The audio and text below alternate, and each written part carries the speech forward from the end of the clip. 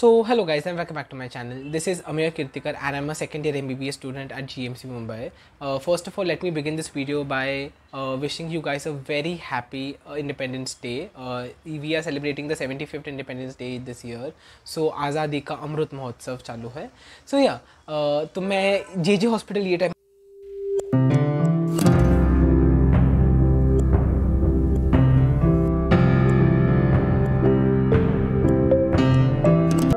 So now let's begin with the video. जिस title को देखकर तुम सब लोगों ने क्लिक किया, that is how much are doctors exactly paid? Like because everybody is learning with a motive to serve the society, at the same time also earn a living.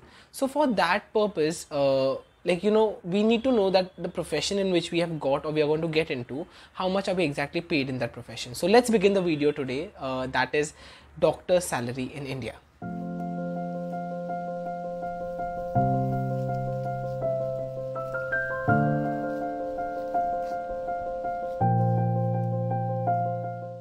Okay, so let me first start by telling you the timeline कि एक doctor की life की timeline कैसे होती है. तो first of all तुम 12th class ख़त्म कर MBBS में आ जाते हो. इन MBBS which is 5.5 year course, उसमें 4 साल पढ़ाई होती है, बचे हुए 1.5 साल 1 to 1.5 year तुम्हारी इंटर्नशिप होती है.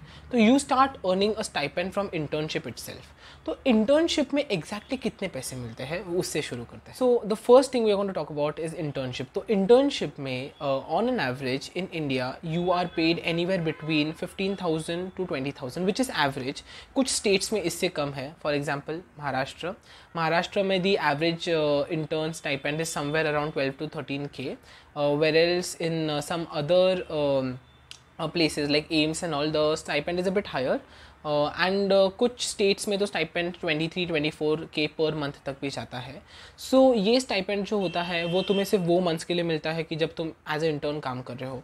ना ऑनेस्टली अगर तुम मुझे पूछो कि एक इंटर्न को कितना काम करना पड़ता है वर्सेस उनको पैसे कितने मिल रहे हैं, is that really worth it? Then no, it's not. Because पिछले 3-4 महीनों से जब से मेरा सेकेंड ईयर चालू हुआ है, I have been rotating to various departments in my college. And मेरे देखने में जो आया है कि इंटर्न्स को एक्चुअली वर्कलोड काफ़ी रहता है.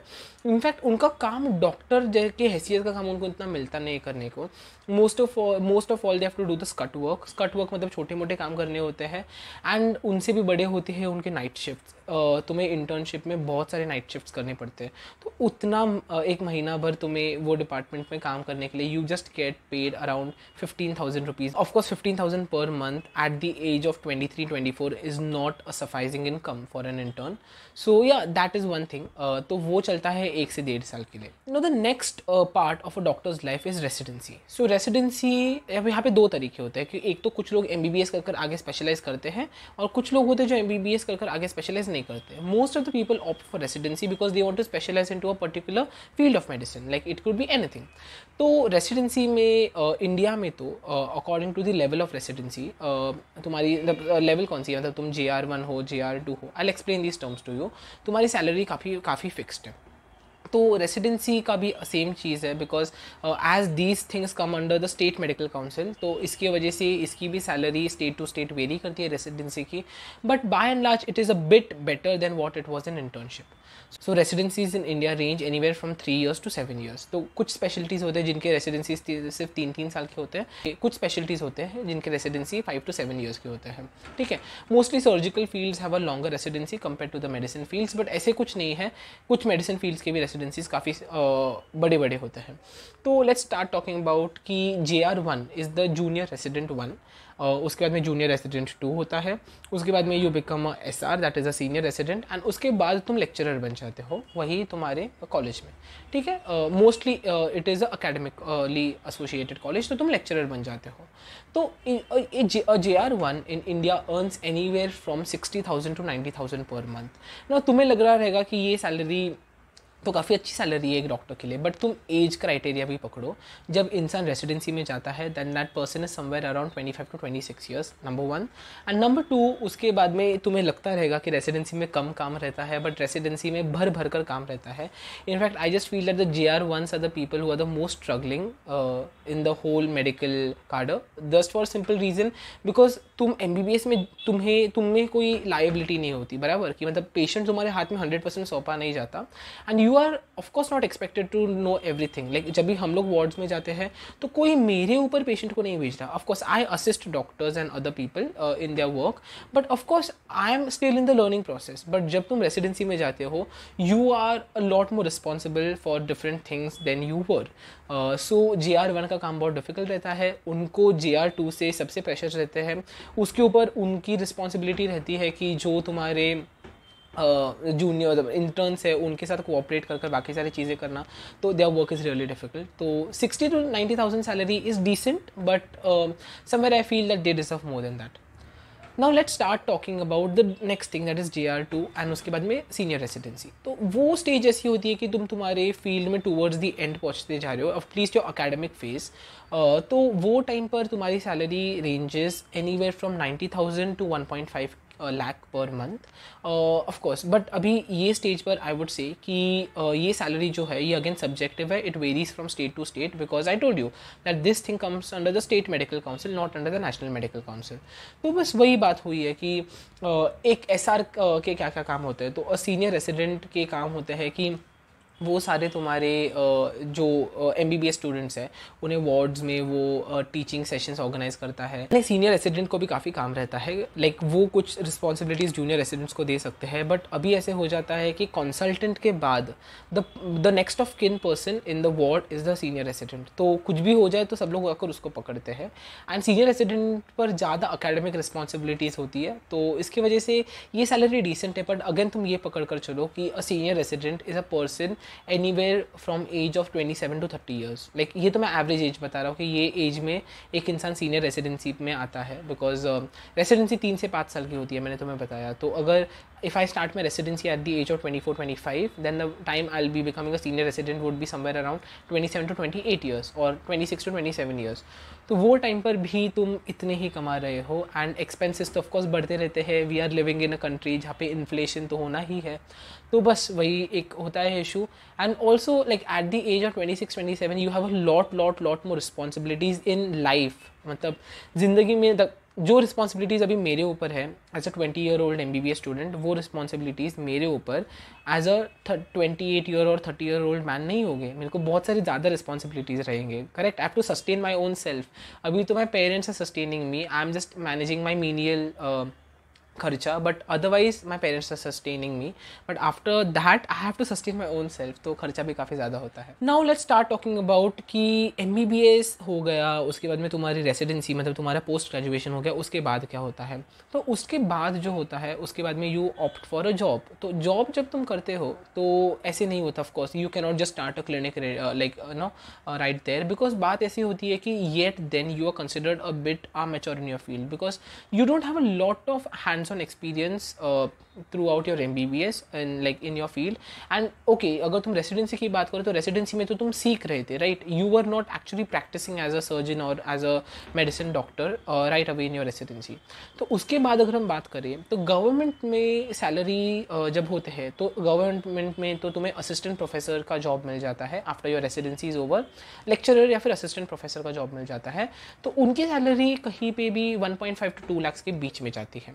एंड उसके अलावा अगर तुम प्राइवेट प्रैक्टिस करने जाओ या फिर अगर तुम कोई प्राइवेट हॉस्पिटल में जाओ तो वहाँ पे भी तुम्हारी सैलरी उतनी ही होती है 1.5 to 2 lakhs के बीच में per month. Okay.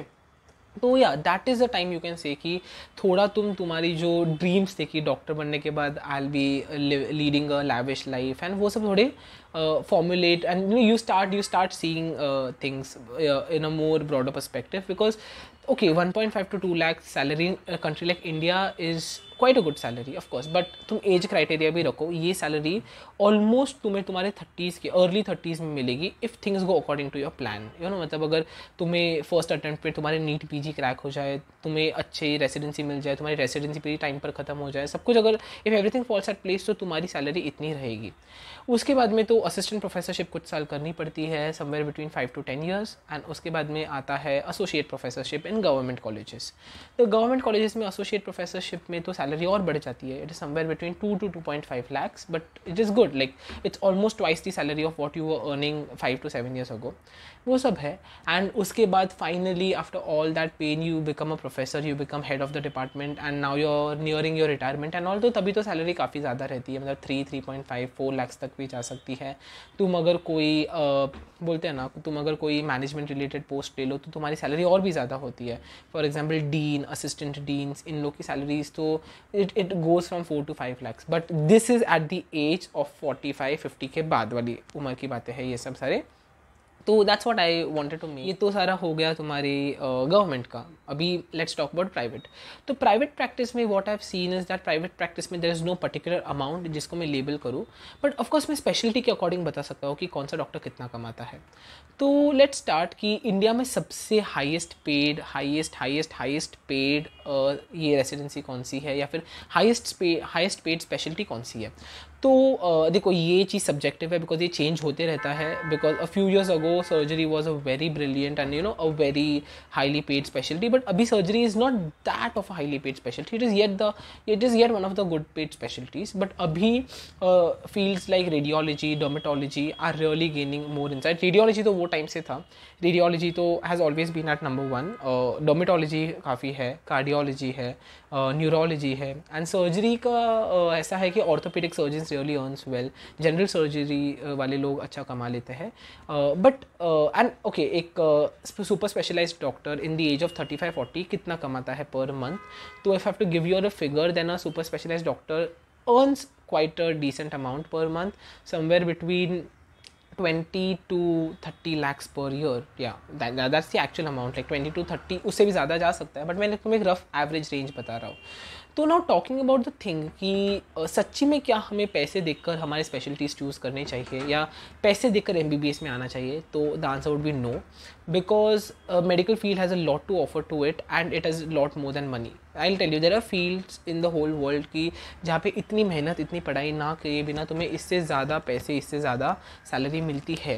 But again I would say that becoming a doctor itself is a whole experience, and तुम्हें जो एक बोलते हैं ना, एक सेटिस्फैक्शन जो मिलता है एक डॉक्टर के लिए, that is really worth it.